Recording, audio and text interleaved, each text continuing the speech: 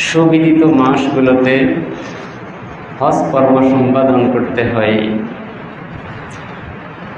কোরআন এতটুকু বলে রাসূলের ব্যাখ্যার উপর ছেড়ে দিয়েছে। রাসূল ব্যাখ্যায় বলেছেন শাওয়াল, যুলকাদা ও যুলহিজ্জা, এই তিনটি হজ্জের মাস। শাওয়াল হজ্জের মাস, জিলকদ হজ্জের মাস, জিলহজ্জের প্রথম দশক হজ্জের মাস।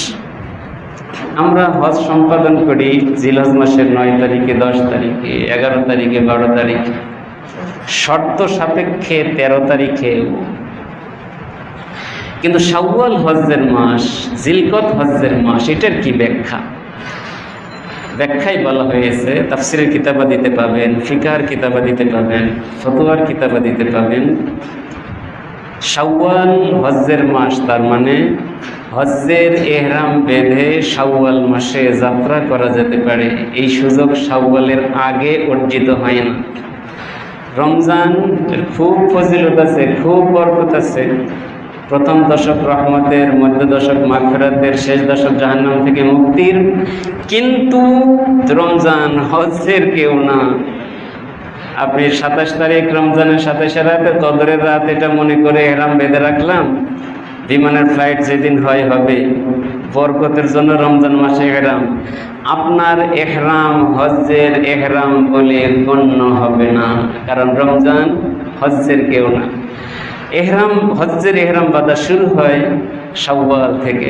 তো শাওয়ালের 1 তারিখ, 2 তারিখ, 5 তারিখ, 10 তারিখ, 15 তারিখ, পুরো মাস পেরিয়ে গেছে। মাসটি জিলকদ মাসের আমরা প্রথম সপ্তাহ পেরিয়ে ফেলেছি, অর্থাৎ পবিত্র হজ সম্পাদনে আর 1টি মাস হয়তো বাকি আছে।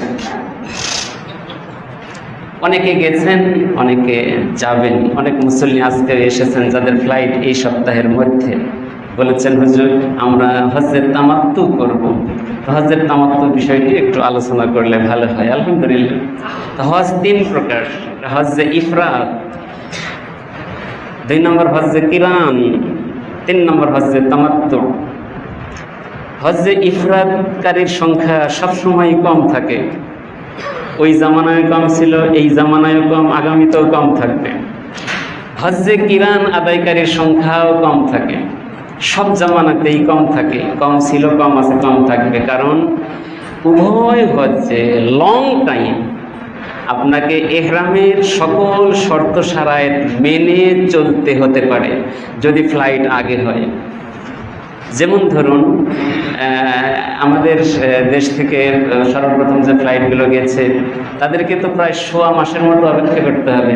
এখন কেউ ওই সময়ে ইফরাদ হজ করলে, কিরান হজ করলে তিনি এহরামকে ভাঙতে পারবেন না হজ পর্যন্ত। জিলহজ মাসের 10 তারিখ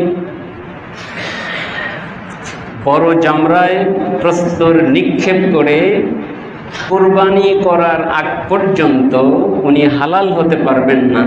এই লং টাইমে নখগুলো বড় হয়ে যাবে, গোপ বড় হয়ে যাবে, শরীরে ময়লা জমে যাবে। সব এই ঝুঁকি কেউ নিতে চায় না। তো সবাই হজ্জের তামাত্তু করে। এখন উত্তম কোনটা?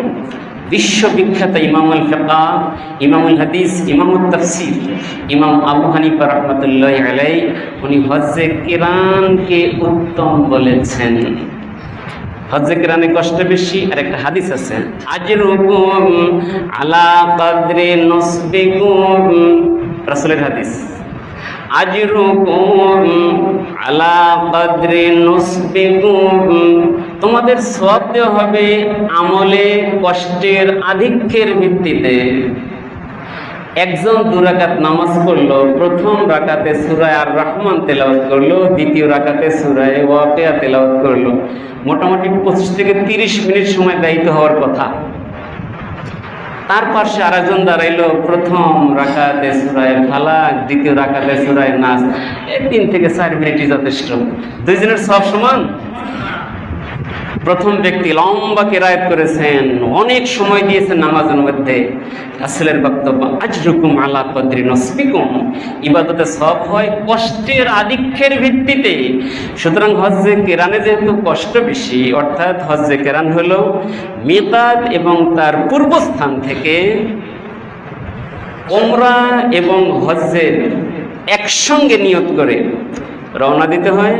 মক্কায় গিয়ে যেহেতু ওমরা আগে সারবেন, ইহরাম তো আগেই করেছেন, গিয়ে তওয়াফ করবেন, ওমরার 2 ফরজ শেষ, সাই করবেন, ওমরার প্রথম ওয়াজিব শেষ। মাথা মুন্ডিয়ে হালাল হওয়া যাবে না, যেহেতু ওমরা এবং হজকে একই ইহরামে সম্পাদন করার নিয়ত করে ফেলেছেন। এই যে ইহরাম ভাঙলেন না, ইহরাম বহাল রাখলেন, তার মানে ইহরামের সকল শর্ত নিয়েই আপনাকে মক্কায় অবস্থান করতে হবে। সেটা 15 দিন হলে 15 দিন, 1 মাস হলে 1 মাস, 100 মাস হলে 100 মাস, 1.5 মাস হলে 1.5 মাস, আপনাকে ইহরামের সকল শর্ত নিয়ে সেখানে অবস্থান করতে হবে। এইটাই কষ্ট। আর আবু হানিফা রাহমাতুল্লাহি আলাইহি বলেছেন, যেহেতু কষ্ট বেশি সব। তবে মুসলিম পণ্ডিতের আরেকজন ইমাম শাফি ইবনে ইদ্রিস রাহমাতুল্লাহি আলাইহি, উনি হজ্জের তামাত্তুকে উত্তম বলেছেন। ওনার কিছু দলিলও আছে।